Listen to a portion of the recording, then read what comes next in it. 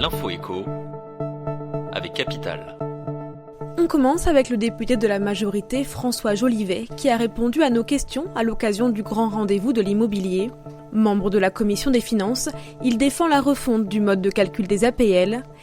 Dès 2019, elle permettra d'attribuer les aides en prenant en compte les revenus de l'année en cours et non plus en fonction de ceux d'il y a 2 ans.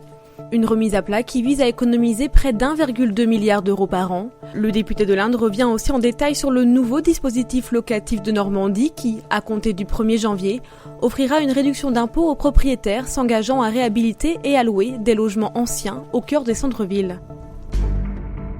Le coup de gueule du jour est poussé par le patron d'Amazon France. Frédéric Duval estime que la taxe sur les GAFA imposée dès le 1er janvier prochain est un véritable risque.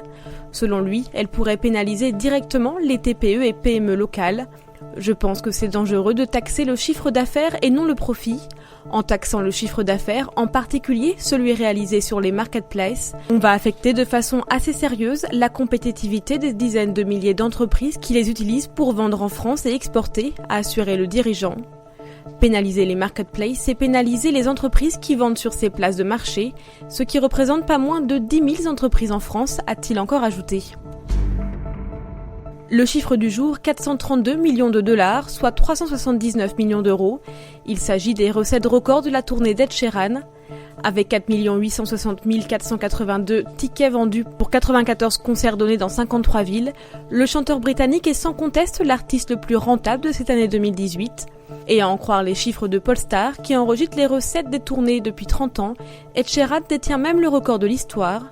Pour la première fois depuis les débuts de Pollstar, les 10 tournées mondiales les plus lucratives de l'année ont rapporté à elles seules plus de 2 milliards de dollars. Et on termine avec le contrôle technique qui sera bien durci dès l'an prochain. Alors que début décembre, le Premier ministre s'était engagé à suspendre le durcissement du contrôle technique pour les véhicules diesel, qui devait initialement intervenir dès le 1er janvier prochain.